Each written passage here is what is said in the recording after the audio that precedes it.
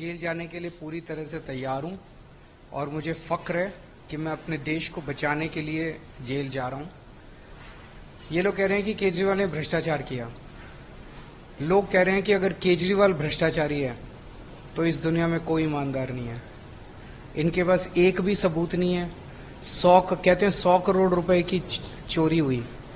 इन्होंने 500 जगह रेड मारी, एक भी नया पैसा नहीं मिला। वो 100 करोड़ रुपए हवा में गायब थोड़ी हो गया। अभी एक टीवी के इंटरव्यू में प्रधानमंत्री जी से पूछा गया, आपने भी देखा होगा, कि प्रधानमंत्री जी केजरीवाल कह रहा है आपके पास कोई सबूत नहीं है, आपकी कोई रिकवरी नहीं हुई, तो आपने उसको क्यों गिरफ्तार किया हुआ है? प्रधानमंत्री जी ने कबूल किया कि हाँ, हमारे पास कोई सबूत नहीं है, हमारी कोई रिकवरी नहीं हुई है। वो इसलिए क्योंकि केजरीवाल एक अनुभवी चोर है। पूरे देश के सामने जब प्रधानमंत्री ने कबूल किया उनके पास कोई सबूत नहीं है, तो इसका मतलब पूरा केस फर्जी है।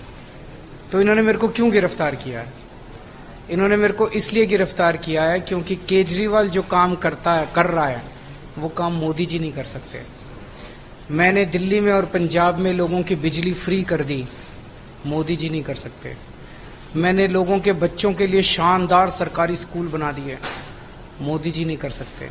मैंने लोगों के लिए इलाज के लिए शानदार मोहल्ला क्लिनिक खोल दिए, अस्पताल बनवा दिए, मोदी जी नहीं कर सकते।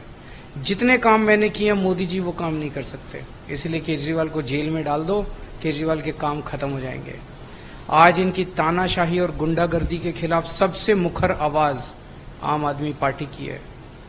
ये मेरी आवाज बंद करना चाहते हैं, ये मुझे तोड़ना चाहते हैं, ये मुझे झुकाना चाहते हैं। इस दुनिया की कोई भी ताकत मुझे नहीं तोड़ सकती। अपने देश के लिए, जैसे भगत सिंह हंसते हंसते फांसी पे चढ़ गए देश को आज़ाद कराने के लिए, मैं भगत सिंह का चेला हूँ। अगर देश को बचाने के लिए आज मुझे 100 बार जेल जाना पड़ेगा, मैं 100 बार जेल जाऊंगा। मेरा वेट काफ़ी लूज हो गया है। 1 महीने जब मैं जेल में था मेरा 7 किलो वजन कम हो गया।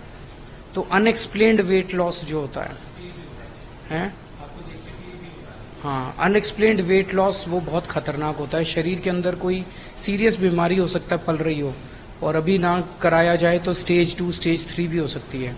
तो डॉक्टर, और मेरे यूरिन में काफ़ी कीटोन्स की मात्रा काफ़ी ज़्यादा आई है, तो डॉक्टर्स ने कहा कि इसका चेकअप होना चाहिए। अब देखते हैं। अभी 2 दिन पहले लुधियाना आए अमित शाह जी, और यहाँ पे पंजाब के 3 करोड़ लोगों को धमकी दे के गए हैं कि पंजाबियों, जो सरकार तुमने पंजाब में चुनी है, आम आदमी पार्टी की सरकार, 4 जून के बाद मैं ये सरकार बर्खास्त कर दूंगा और तुम्हारे मुख्यमंत्री को हटा दूंगा। इतनी गुंडागर्दी देखी है कभी? इस गुंडागर्दी के खिलाफ ही तो मेरे को जेल जाना पड़ रहा है। इसी गुंडागर्दी के खिलाफ ही तो मैं आवाज उठा रहा हूं। आज तक भारत के इतिहास में इस तरह से खुलेआम धमकी किसी गृह मंत्री ने नहीं दी। कैसे हटा देंगे? 117 में से 92 MLA हैं हमारे, उनको तोड़ेंगे, खरीदेंगे, उनको धमकी देंगे, क्या करेंगे? तो मैं अमित शाह जी को कहना चाहता हूं, पंजाबियों से प्यार से मांगते तो 1 आध सीट दे देते। अब जब धमकी दी है तो ये 3 करोड़ पंजाबी 1 तारीख को आपको इस धमकी का जवाब अच्छे से देंगे। रिजर्वेशन को लेकर सर काफी आप विरोध कर रहे हैं। आपको ऐसे क्यों लगता है कि जो गवर्नमेंट अभी भी अच्छे मैंडेट में है, 400 लेकर कि कॉन्स्टिट्यूशनली ये मुमकिन है कि उसको, इनको 400 सीट क्यों चाहिए? 300 से भी सरकार चल जाती है।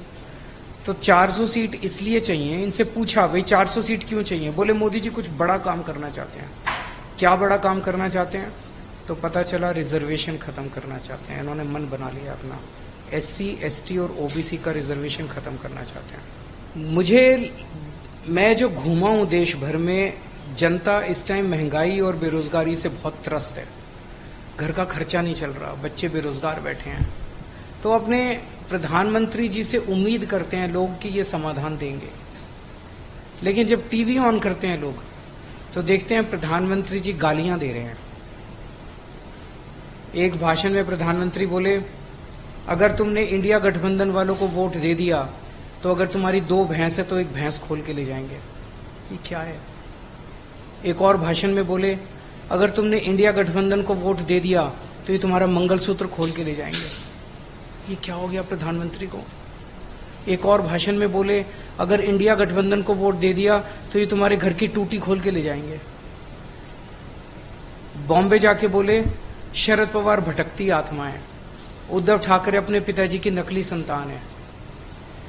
लोगों को इतना गुस्सा आ रहा है, इतना गुस्सा आ रहा है, लोग कह रहे हैं यार इसलिए वोट दें इनको, इन गालियों के बदले में वोट दें इनको। अगर वो कुछ कहते भाई मैं तुम्हारा पेट्रोल सस्ता कर दूंगा, डीजल सस्ता कर दूंगा, चिंता ना करो, मैं उन्हें हमारी समस्याओं का कुछ पता ही नहीं है। वो तो अपनी दुनिया में जी रहे हैं, पता नहीं क्या कौन सी दुनिया में जी रहे हैं, क्या बातें कर रहे हैं। और आजकल तो अहंकार इतना हो गया, पिछले 10-12 इंटरव्यू जो उन्होंने दिए हैं उसमें अब उन्होंने कहना चालू कर दिया कि मैं भगवान का अवतार हूं, मैं आम इंसान नहीं हूं। मैं अपनी वो बोले मैं अपनी मां के पेट से पैदा नहीं हुआ, मैं पृथ्वी पे प्रकट हुआ हूं। मैं आपके दर्शकों से पूछना चाहता हूं किस किस को लगता है कि मोदी जी भगवान है?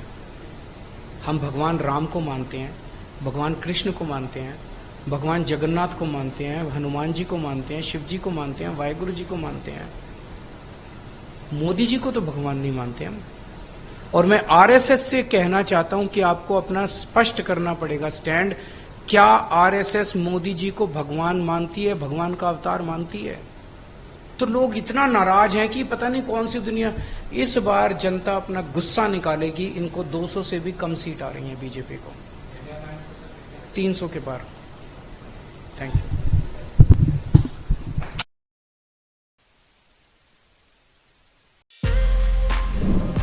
For more videos like this, subscribe Big TV channel.